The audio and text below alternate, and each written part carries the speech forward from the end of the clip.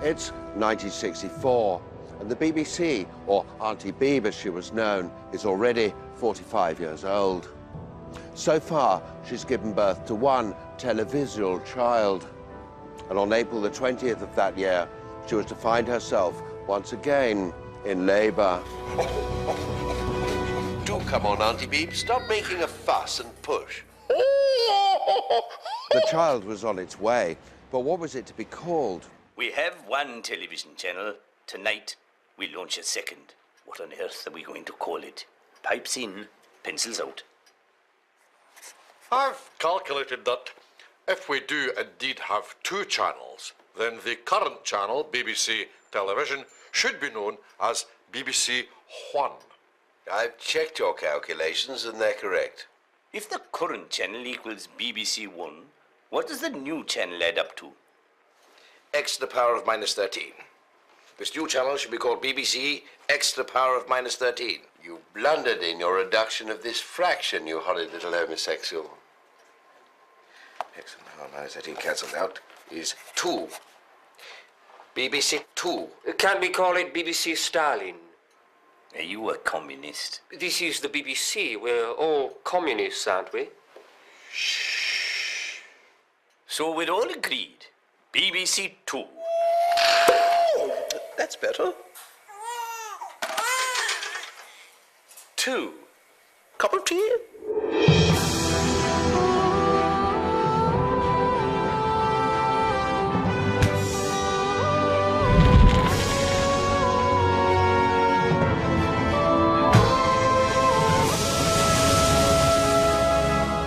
The new channel has a name. All it needs now is someone to run it. A king or queen, a czar, a Führer, a fat controller. There was only one man for the job, and his name was Porky Peacock. And Porky Peacock knew exactly what Porky Peacock wanted. Long documentaries about the First World War that went on for weeks and weeks and weeks and weeks and weeks. By the winter of 1914, the war on the Western Front had reached stalemate. From Switzerland to the sea, British and German forces faced each other in a deadly battle of attrition that was to last for the next 4 years, except for one day. December the 25th, 1914, Christmas Day. And right opposite us there's a rubbly old nunk. And Jerry dug in fast. Come during a Christmas Day, up he pops up old of brass. He's standing there, right on top of the rubbly old nunk, knowing proper plabbergas. So we are stuck in the trenches with all the mud and fizz bangs going off left, right and centre. It was jolly wet and noisy. We hear Jerry singing this Christmas carol, so we do now. And it's a good Protestant carol, so it is now. These Jerrys are Hanoverians, so they are now. They're the people of King Billy, so they are now. So we join in now, so we join in, so we do now, so we do. And suddenly these shapes came over the top, and they were short, brutish, and are wearing skirts. We recognize them as Highlanders. We're standing there in no man's land, and I've shown a picture to Fritz of our Martha, and his eyes have fairly popped out of his head, because she's big as a bus, our Martha. She's a whacking great whale of a woman. We are chatting away to these German scallywags, and one of them is touching me on the face and hands. I don't think he'd ever seen a dusky fellow before. We were so starved of the fair sex, and because these Highlanders wore skirts, I observed some of my men acquiring the trouser tents. This I wish to discourage, so I improvised a game of football. Out of nowhere comes a football. We started playing football, so we started playing football, so we did now, so we did. They got to play the football game, right aside of rubbly old nunk. It was fundamentally like polo, but without the horses. And the game ended in a 0-0 draw. And it's a 1-all at full time. A 1-all. A 3-all draw. 5 goals apiece. It ended 4-4, and thus it went to penalties. And the Germans won on penalties. The Germans won on penalties. Fritz won on penalties. And the Germans won on penalties. And we Germans won on penalties. The Germans won on penalties. Groundbreaking documentaries there might be, but Peacock also wanted his channel that was new to have news. And not just news, but news at night. Night news. Is the government right about everything? Good evening. I'm Gerald Manley Paxman. Is the government right about everything? I'm joined by the government minister. Good evening, government minister. Good evening, Gerald Manley. Is the government right about everything? Yes. Are you sure? Are you doubting me? Not for a moment, and I do apologize if I appear to be. Please continue to speak for as long as you like without any interruption whatsoever. The government is right about everything because it is a good government, composed of extremely intelligent, high-minded and deeply moral ministers. Thank you, Minister. You're the most interesting man I've ever met. Time to look at tomorrow's papers. The Times leads with the government's right about everything. The Telegraph goes for the government is right about everything. And this rag leads with some complete poppycock.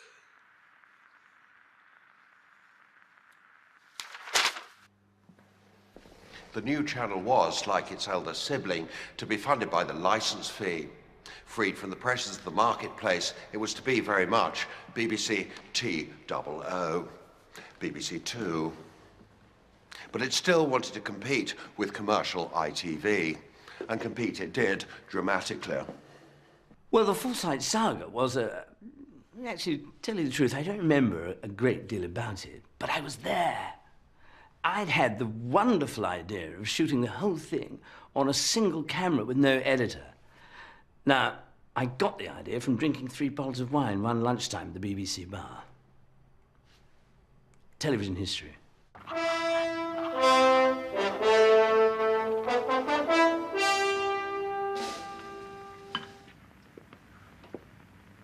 Father. Ah, Julia, come in and sit quite close to me. A little closer, my dear. I'm worried. You work so hard, Father. What are these? Important documents for the attention of your cousin Julius, who will attend to them at 10. I'm attentive to his attentions to myself, Father. Pay no attention. His attentions are tentative. Good day, Jolyon. Ah, Cousin Julia. Cousin Julius, you are well? Indeed. Do you like my mop top? I do. I trust I am the only man in the 1890s with such a hairdo. Won't you sit down? No, thank you. I won't be in shot. Cousin, I've tendered these documents for your attention. I beg your pardon, Cousin Jolyon. Could you repeat that? Attend to these documents that I've tendered. They relate to a trust fund, which I've set up for the benefit of any future children you might have, should you one day choose marriage. Marriage?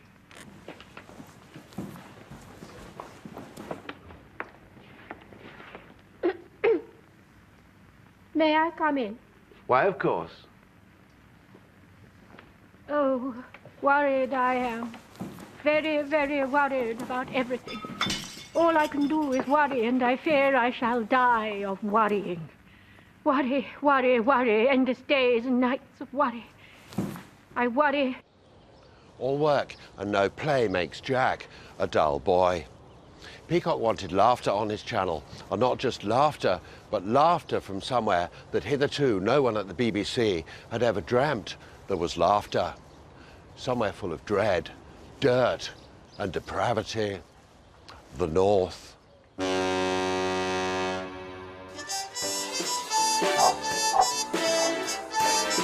Hey, Terry, what you done to me bike? I've bumped into a bus and busted it, Bob. I'm very sorry. You'll get your money. Oh, blooming Nora. Not supposed to be meeting Thelma at Pictures in half hour. You gonna hold a hand? I've only known her 8 months. I reckon she'd love it. Hey, Terry, wash your mouth out with carbolic, why don't you? Hey.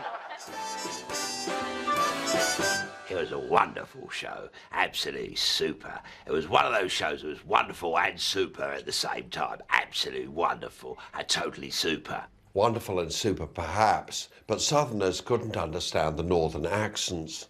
And as for Northerners, well, this was 1964. They'd only just learnt how to use a lavatory.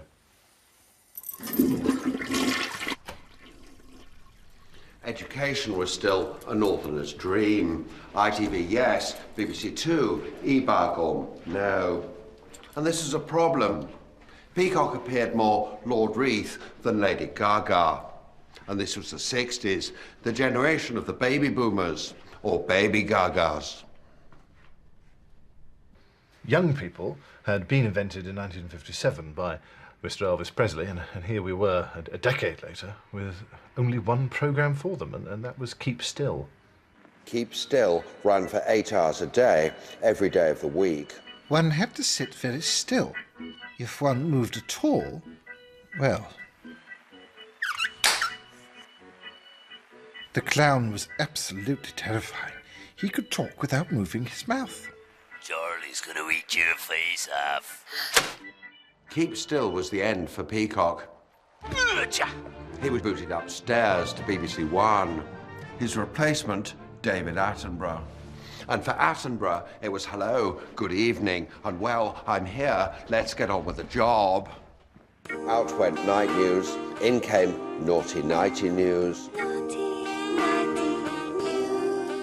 Is corporal punishment outdated? Should it be abolished in our schools? Hugh Parsley. Well, John, I believe it to be a demeaning form of punishment. So, Hubert Tuft, if I were naughty, would you cane me? I would. You have to remember it was the 60s. We were all feeling frisky all the time. Is sex a good thing? Edward Rees-Spoon. I hate sex, and so does my wife.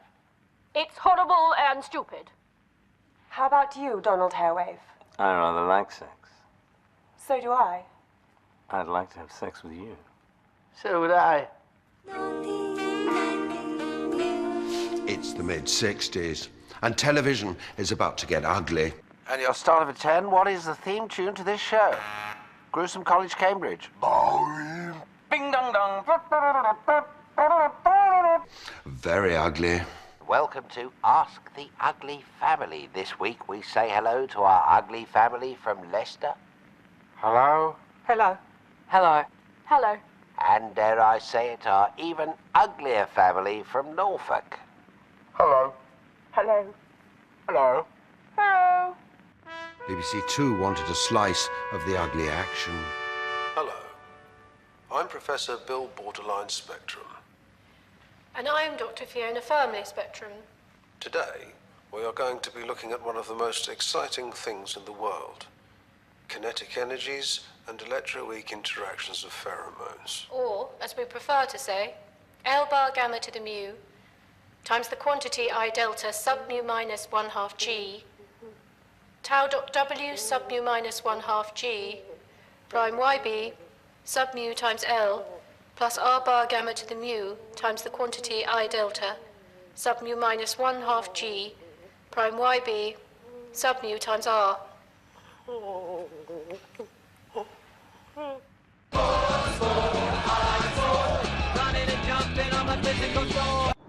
Sport. I like sport. Running and jumping, I'm a physical sort. But Attenborough wasn't. He liked sport. He liked sport. But of the sitting around, drinking beer and smoking fag sort. Snooker. But snooker came with a problem that almost snookered BBC Two.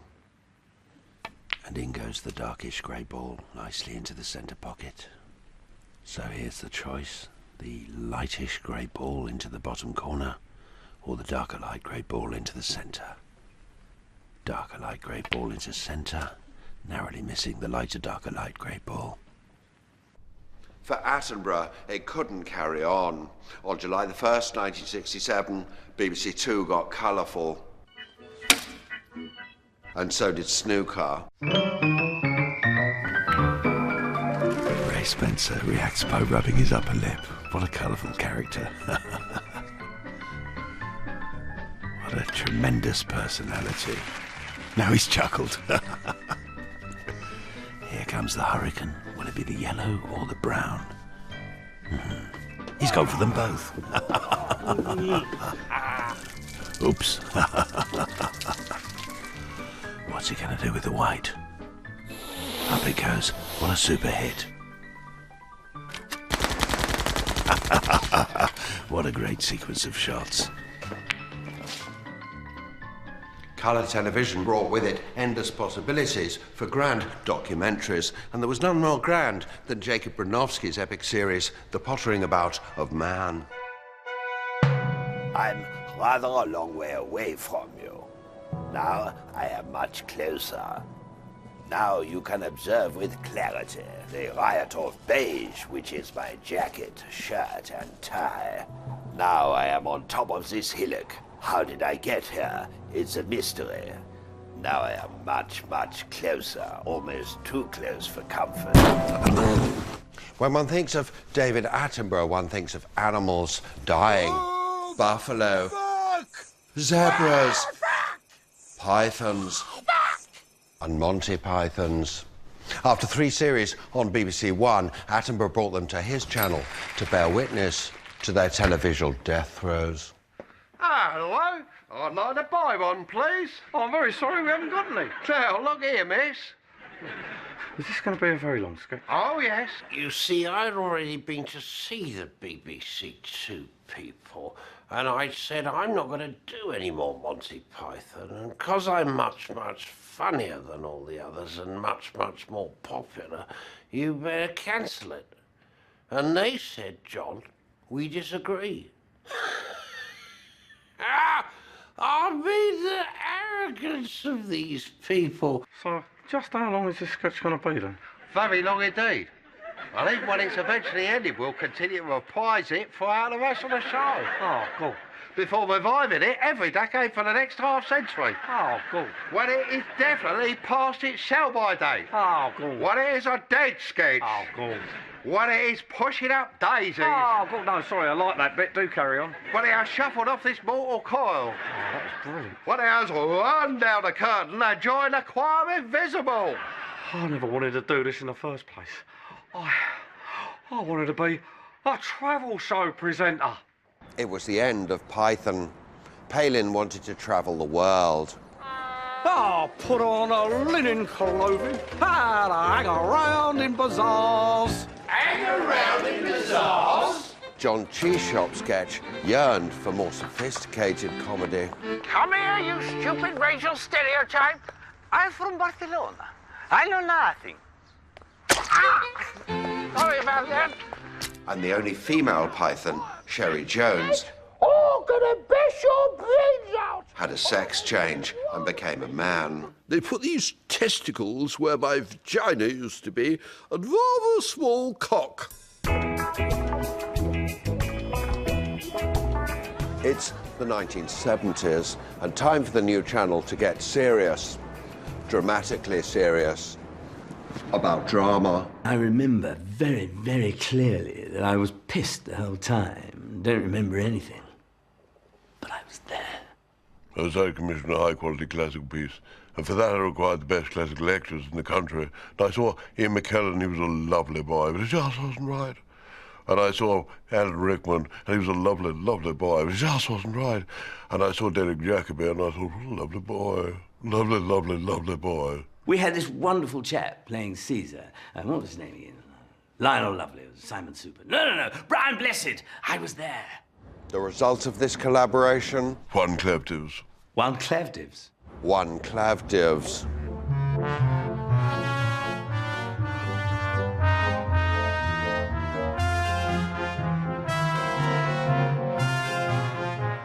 Rome was fast falling into parlousness. All men were acting their sandals off, yet still they introduced all manner of actory business. I do like your eye makeup, my dear Empress Mark Boliner.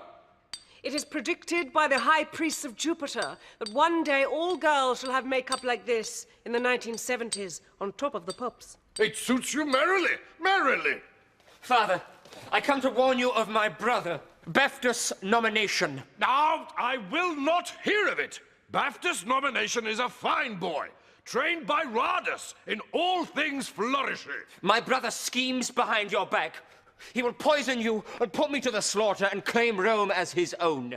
Oh, calm down, Actus Tremendous. He is in league with my sister. What a scorcher. Do not hate What a Scorcher. She is indeed your sister. Go to her bed and make love to her. That I shall. And presently shall I tear our unborn fetus from her womb and eat it in bloody fashion. Oh, he's a very odd boy. There is a delegation from Palestine to see you, Caesar, from a new religion called the Christians. Show them in. Blessed be the Brian, for he hath a loud and warming voice. Yes, yes, I'm very pleased with you. I will give you lands. Where is my governor of Palestine, Pontius Pilates? Oh, yes, I'm just finishing a class. Cat stretch, girls. Oh, yes, oh, I can smell it from here. He's also a very odd boy. Ooh. One Claftives was hugely popular, but was that what BBC Two was really about? Shouldn't BBC Two be just a bit boring? Well, the BBC music department was very powerful. The music industry had to take us very seriously. And so when they came to us and said, can we have a vibrant, happening, groovy show for BBC Two, I said, no. I want something dull.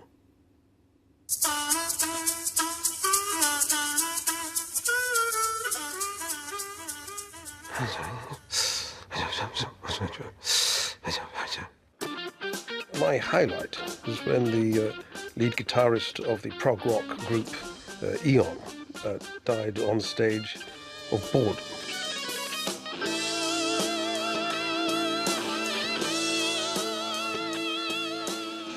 And by the time the drummer had pretty much finished his solo, the guitarist had completely decomposed. It was one of those shows that was wonderful and super at the same time. Absolutely wonderful and totally super.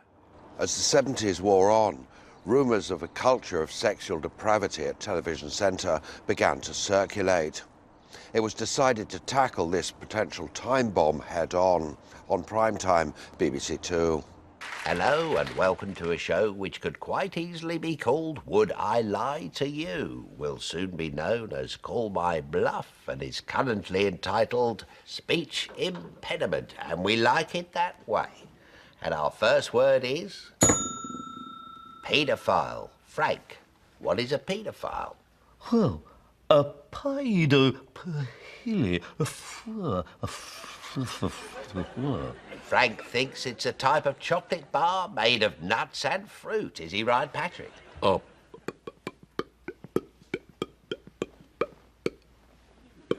Tombs. Patrick says it's a type of instrument for scraping the dead skin off your feet. Derek?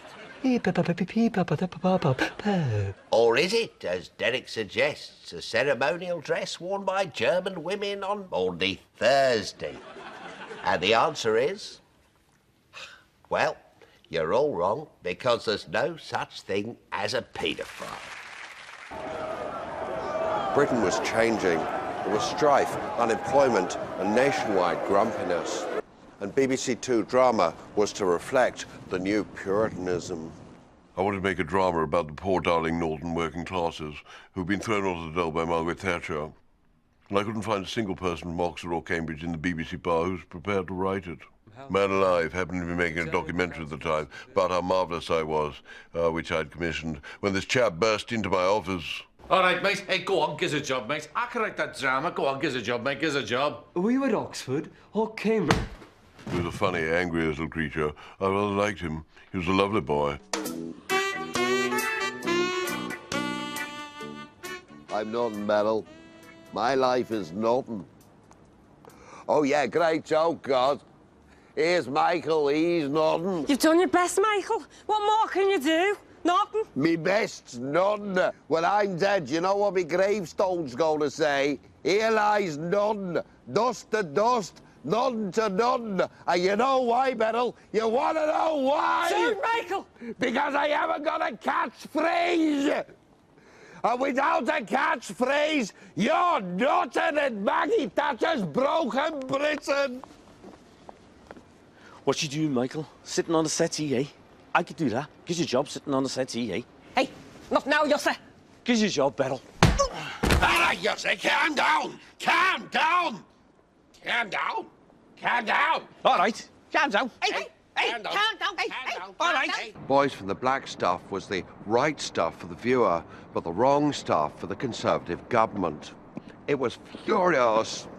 Its anger was vented by a young MP called John Major. The British people don't want programmes like this. They want programmes without bias. They want fairness. They want to say, we want our old BBC back, and we want it now. It's not want you complete rhymes with want. The BBC was being crucified. It agreed to make a drama that would balance Boys from the Black stuff. But who would write it? I could do that. Give us a job, go on.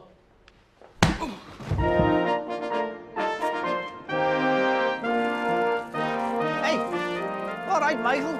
All right, Yosse, what are you doing on that thing? I got on my bike and started looking for work like Norman Tebbit told us to. He's a top man, that Tebbit. Tories, Tories, Tories! 5 more years!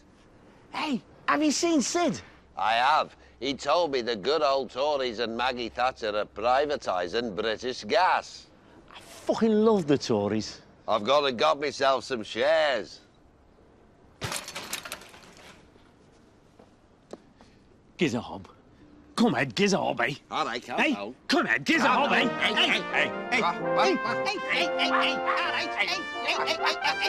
I think Bee Cee Two had an ambivalence towards Mrs. Thatcher. Sometimes it found her frustrating and sometimes quite sexy.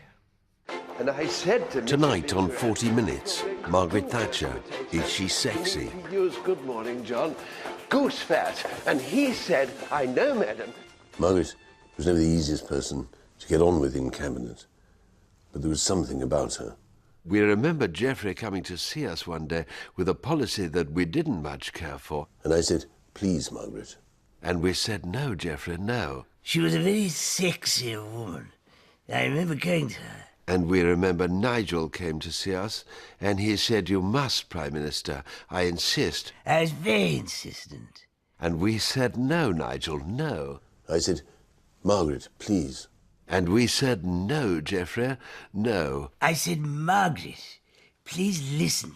And we said, no, Nigel, we will not listen. I said, Margaret, I'm pleading with you on bended knee, you mad, power-crazed bint. And we said, no, Geoffrey, no. I said, Margaret, just listen for 1 minute, you completely deranged old boot. I said, Margaret. We said, no, Nigel, no. Bad dog, Nigel. No, no, no. You bad dog.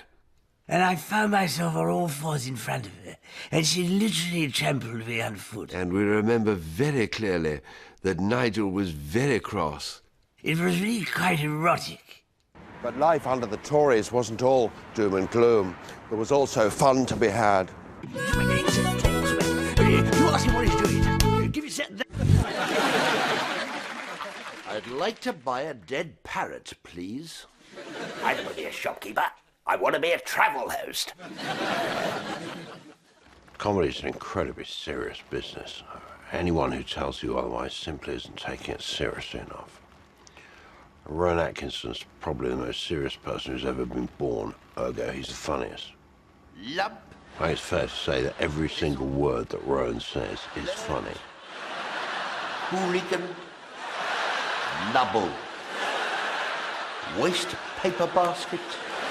I put Rowan together with the cleverest man in the world, Stephen Fry. Stephen, of course, invented adult humour.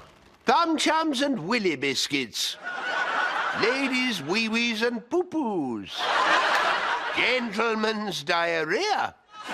So, we did a pilot of Blackadder for BBC Two. It was just dynamite. Button up your body hole, Blackadder. Here comes the new king. Living laws, Blackadder! Congratulations on being crowned King Edward VIII. King Edward VIII. is my new toddy, Mrs. Simpson. She's a blooming Yank. I'm gonna be Queen of England. Untrouseringly good news, eh, Blackadder? Although personally, I'd prefer Bertram Russell's bloated, boil-faced brother became betrothed to your royal bigness. Gee whiz, and Perry! Have you met my new Prime Minister, Sir Stanley Baldrick? Hello, Blackadder. Bloody hell. Botty-boiled bastard! Ah, General Disaster. What news, General Disaster? Bad news, I'm afraid, Lord Melchett. One, I've cut my finger. You bloody disaster!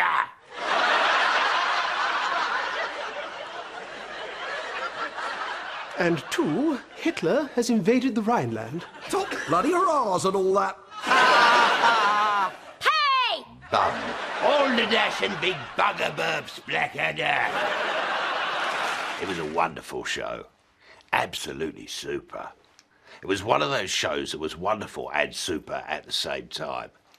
Absolutely wonderful and totally super. Historical comedy there might be, but there was also room for history to be dramatic.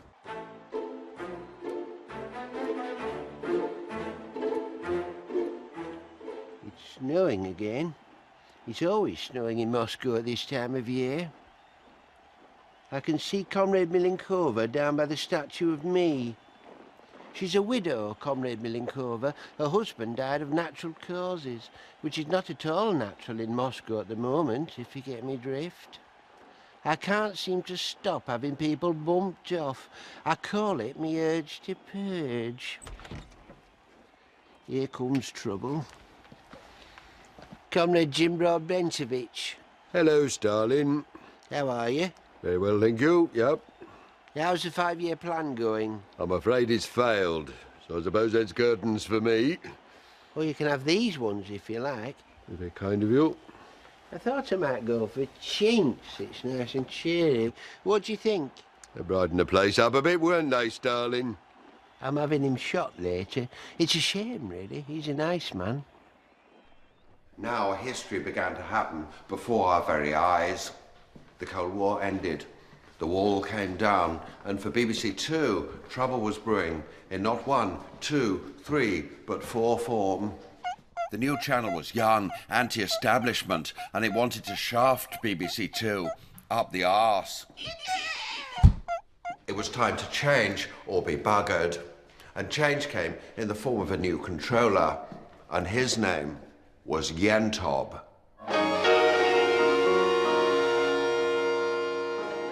I made the Citizen King.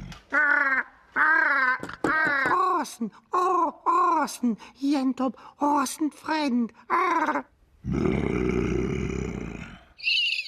Yentob may have had an arts background, but he could see that Channel 4 was dumbing down fast, and he wanted a piece of the action. He needed a man with the skill to dumb down an entire channel, and he found him.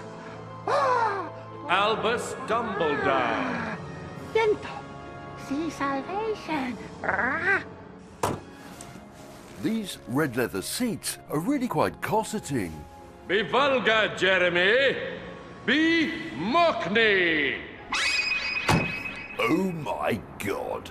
I feel like I'm in a vagina. I'm a dildo!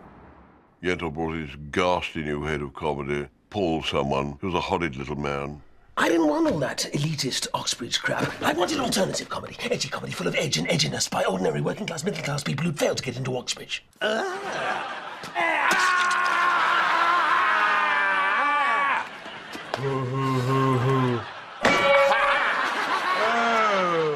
shut up, Neil. Where's Mike? Hey, it's cool out there, and so am I. Somebody hit someone, for God's sake. And it was all edgy comedy then. Just edge. No side, no top, no bottom, no back, no front, just edge, edge, edge. Would you like to suck my lollipop? Oh, you are awful, but I like you, young man. Young man. Yentop was successful in his quest to beat Channel 4 on its own moronic game. But he was uneasy, agitated, distressed. Yentop unhappy. High culture, he claimed. And who from the world of high culture, exiled to America and rejected there, was as alienated as Yentop? Mr. Potter. Yes. Only Mr. Potter can make Yentop happy. Yes. Yes.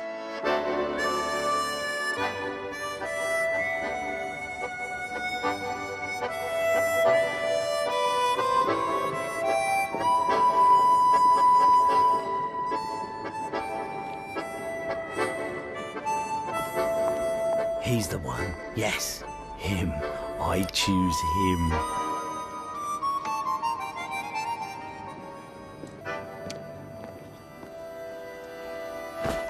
Oh, I'm sorry. I do beg your pardon. Oh, I say, how are you?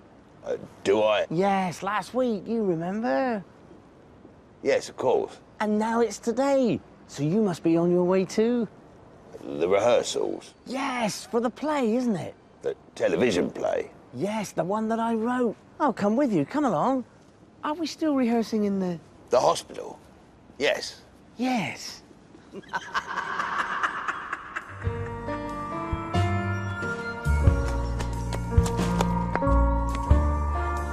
it! What are you doing? What are you doing to our Mary? I saw something. Something in the woods. Our Mary Whitehouse being porked. Right in her Forest of Dean. Look at your face. I've got cornflake eczema. And I've got Rice Krispie psoriasis. What's to be done? Maybe we could do something weird, like mime along to an old song. Good morning, Skin Game. Holland Skin Game, please, ladies. Good morning, Skin Game. Holland Skin Game, please, ladies. I done stake my main to win, and I hope my money will pay.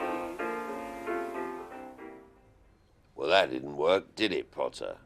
Maybe my nephew can help. Skin complaintus, disappearus. Is he simple? There's something mouldy on your foot. It's a wart. That is the lord of all mouldy warts. Lord Mouldy-Wart killed my parents. Oh, Jesus Christ. Will my career come to this? You sold your soul, Michael.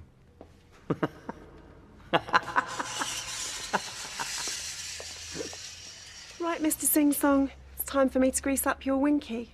Oh, God.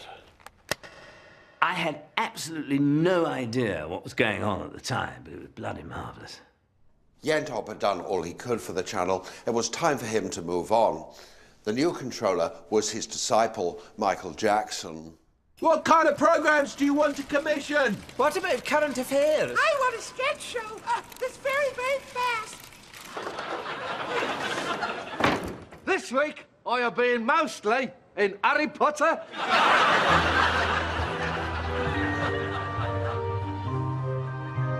The trouble with you lot is, you can't act. I'll get me cloak. Harry Emery. Enfield. Same thing. Why weren't you in the Fast Show? Oh, well, Paul Whitehouse and Charlie Hickson were in your show. Why weren't you in theirs? I didn't really want to be, so... Did they ever ask you? No. Were you disappointed by the lack of BAFTAs that your show got? Not at all. No, I never really think about awards. And the Fast Show got how many? I've no idea. 4. 4? And your show got... None. Does that bother you? Fast Show 4, your show, Harry Enfield and Chums. You changed the name, Harry Enfield's television programme, still no awards. Honestly, not a problem. No bitterness. None whatsoever. I'm extremely proud of my show. BAFTA wasn't. Great to speak to you. There were storm clouds brewing. A new man had taken charge of the whole BBC, and his name was Bert. Bert John. I mean, Bert John wasn't really a BBC man at all. I mean, he gathered us together and gave some funny little speech about something called value for money. I didn't really understand a word, but I was there. It seemed to mean getting rid of the subsidy in the BBC bar, and I was very much there. But it's very difficult, to come up with wonderful ideas that the nation will take completely to their hearts unless one's somewhat sozzled. No, Bert John was a total cunt. He brought in a woman to run BBC Two. That woman was Jane Brute, and she wanted women. I wanted Robert Robinson to front the new quiz show, but the woman in charge wanted a woman, so we used Robert's daughter. Welcome to Is Your Child an Idiot? Tonight, who is our idiot? Is it you, Susan? Or is it Andrew? Or perhaps it's Simon? Or quite possibly Sally? What is the Latin name of the rice-field rat? Ratif Argentventa. What was the name of the general who led the Anzac troops in the First World War? William Birchwood. RMS Lusitania, torpedoed and sunk by the Germans in 1915, was designed by who? Leonard Petnik Bang. Who was the Secretary General of the Hungarian Communist Government from 1949 to 1956? Enver Hoxha. Oops. Oh dear. And at the end of that round, Sally, you think Hungary and Albania are the same, do you? The Hungarian dictator was? Mateusz Rikushi. Knowing the answer now doesn't make you any less of a moronic buffoon, any less of a cretinous dolt. Sally, you are an idiot. Goodbye.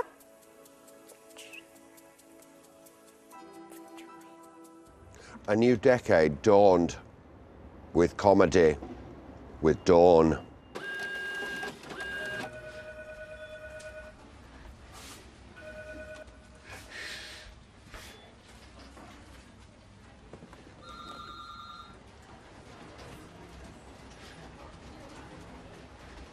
Katanga. I like shagging dead people. Don't like shagging because they're dead, yeah? I like shagging dead people. Look from Dorn. Joke. I most certainly do not like shagging dead people, obviously. Only done it once. It was impersonal. Look from Hobbit. Dorn. Hobbit. As the noughties dragged on, a new threat loomed. Recession. Money was tight. It was time for BBC Two to make programmes about nothing at all. Grumpy old bores are minor celebrities with absolutely nothing interesting to say about how there's too much plastic packaging. I find plastic packaging terribly difficult to open. You always have to pop all the bubbles on bubble wrap. It's quite addictive. I mean, what's going on? You go to buy a cucumber and it's covered in a condom. And you end up slashing at the plastic packaging with a knife and you cut your bleeding finger. Well, sometimes it takes my servants hours to get the packaging off the many important things that arrive for me every day, which makes me quite grumpy.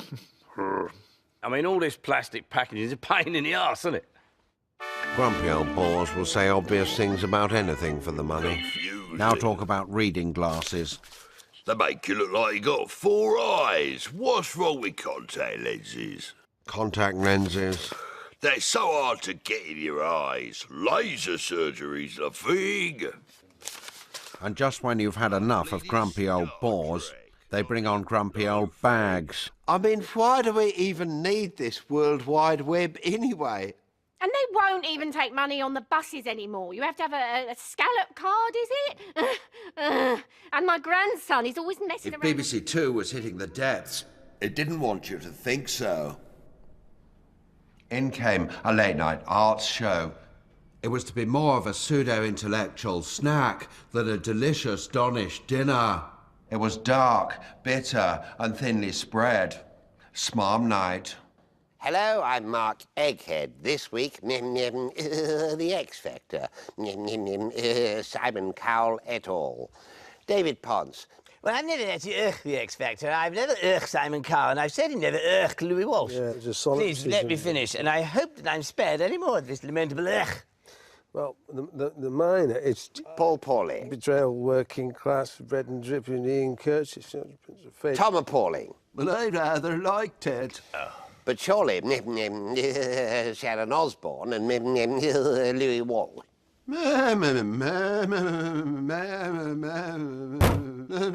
BBC Two was fast running out of viewers and money.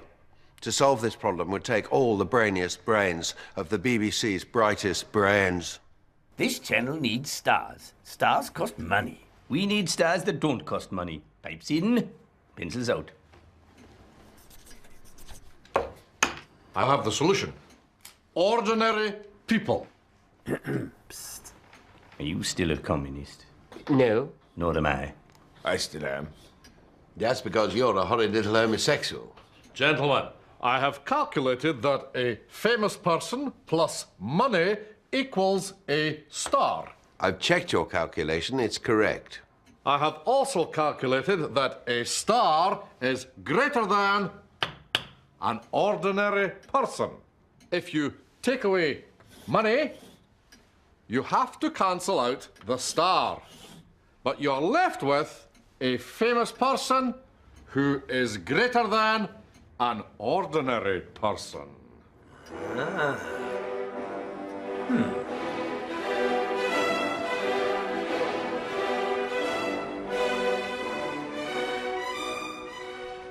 I'm better than you. Yes, Lord Sugar. And I'm better than you. Yes, Lord Sugar. Look at my watch. Have you got a watch as nice as this one? I don't think so. I'm better than you. Yes, Lord Sugar.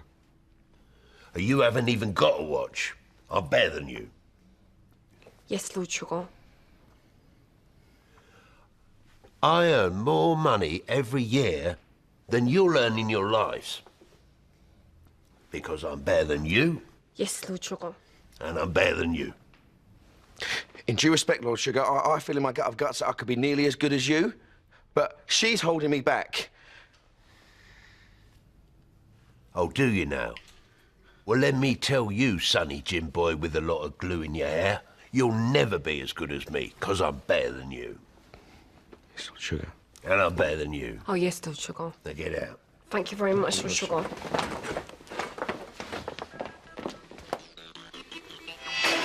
Simon is cooking for 3 very important people. They're better chefs than Simon. They're better people than Simon. They're all better than him.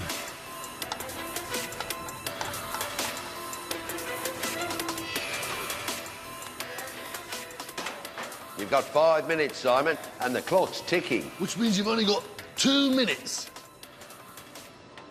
Time's money to them, Simon, and you've got just 4 minutes or 75 pence. Don't keep them waiting. They're better than you. You got 90 seconds left, Simon, and that's less than 10 minutes. This is no time to panic, mate, but hurry up! Simon's got to give this meal 100%, and if he doesn't, phew! And I'm in a different room to you. What do you think his chances are? Exactly! And I'm yellower than you.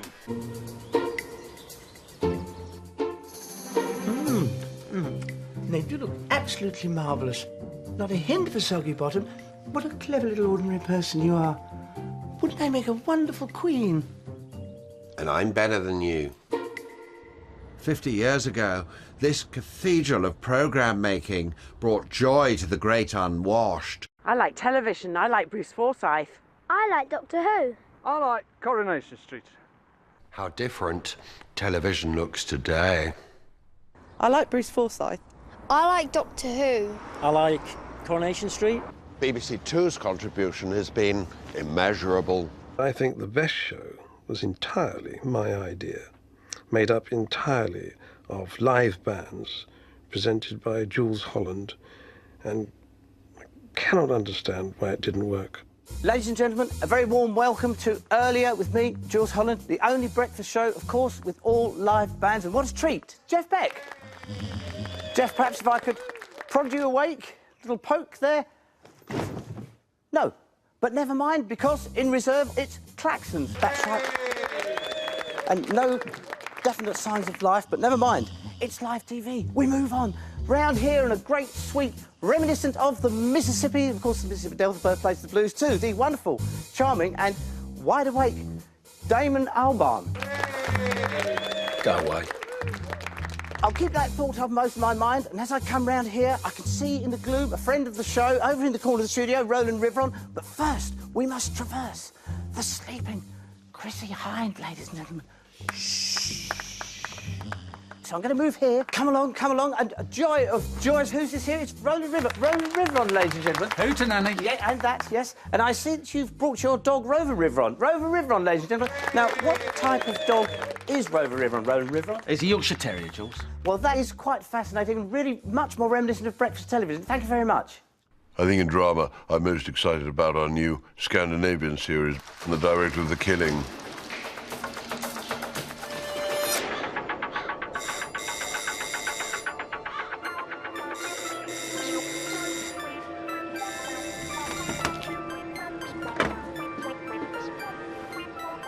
I'm som en pingo, men så är som...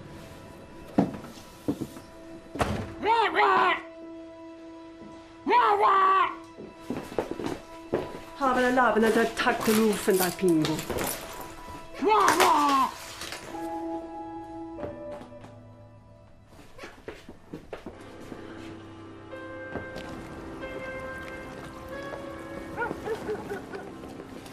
Tack, det havens pingo. Ja, men sen är salen sånt men nej, så pingo, Väl bäten bara hasen bedärpet tack. Men det sa att de som känner är sån en till silen fukt upp nu.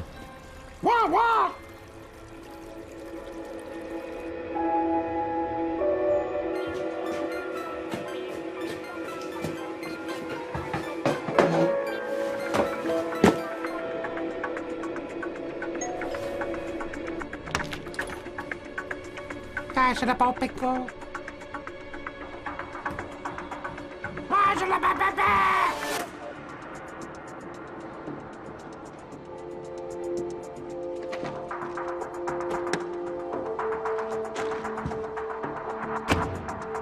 Hi, Pingu.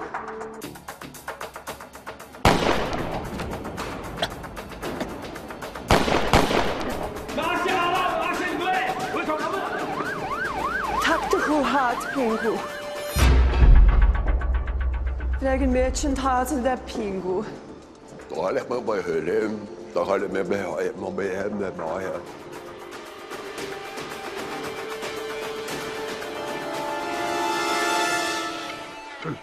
I think in comedy, the cheapest show, I mean the best show, has to be Panel Show. Hello and welcome to Panel Show. This week I'm going to be sacked for shagging about. And replaced by me. Ian, for whom did everything go wrong this week? The government? Is it Boris Johnson, tousle-haired shagger? Boyish coy look. I love Poundland and potatoes and I have periods. Rude word. I think what actually happened was the government... Is it a dolphin in a bathtub? Wasn't it total cock-up, the government? And the interesting thing about the government is it has 428 on each tentacle, which allows it to eat its own regurgitated sick. Alan, look like an overripe strawberry. What did Ed Miliband this week?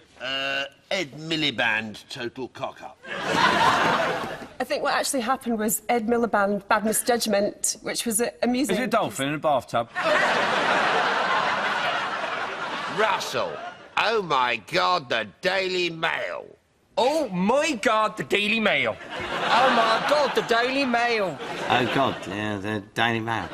Oh, my God, the Daily Mail! Daily Mail Boris Johnson, a couple of slappers. Boyish Koinuk. I think what actually happened was the Daily Mail Boris Johnson... Is it a dolphin in a bathtub? Oh, my God, the Daily Mail, total Nazis. And the interesting thing about the Nazis is they actually won the Second World War, but it was changed in the film. Alan, strawberry. An interesting thing about Nazis, there's no T in it. It should actually be pronounced Nazi. Diddy Andy Hamilton, please sneer at Anne Widdecombe. Anne Widdecombe. Anne Widdecombe! And the truth about Anne Widdecombe... Is Anne Widdecombe a dolphin in a bathtub? And the interesting thing about Anne Widdecombe is it's pronounced Anne Waddicombe in parts of Scotland and Anne Wickham in parts of Wickham. And I spend me evenings cuddling me cushion, which is more fun than me boyfriend, and it hides me cake shelf. Oh, my God, the Daily Mail! Can we bully some old people now? Number 1's an ugly ginge. Number 2's ugly and stupid. Number 3's ugly, stupid and mental. Number 4's an ugly, stupid, mental wanker. And number 5's an ugly, stupid, mental wanker paedophile. Number 5's definitely a pedo. A wonky-eyed wanker pedo. I'm going to throw a brick at him. Look, I've cut his head open. It's number 5, the ugly, stupid, mental, wonky-eyed wanker paedophile. Disapproving look. Stop starting and start stopping. Oh, my God, the Daily Mail! Good night. If BBC Two's past has been worth celebrating, what about the present? Of course, what I'm really excited about is a brand new 26-part documentary we've just made to celebrate the centenary of the First World War. December the 25th, 1914, Christmas Day. I'm published German, and right on top of the family old dog. And we are chatting about all this German scallywags. Eller improvise the game of football. The game ended in a nil-all draw. And the Germans won on penalties. The Germans won on penalties, so they won on penalties. And the Germans won on penalties. We Germans won on penalties. The Germans won on penalties.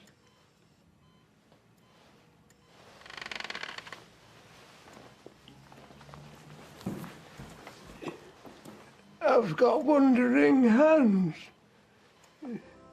And in 50 years' time, with so many new channels, so many different new forms of media, will there be BBC Two? And if there is, will there be BBC Two too?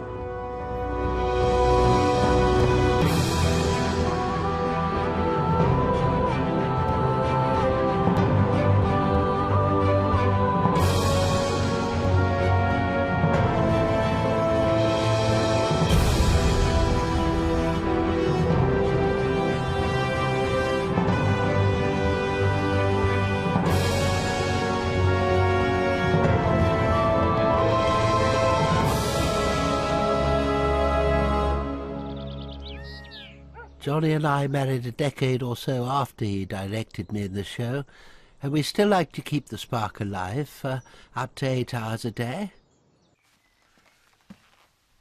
Charlie's going to eat your face off. Ooh.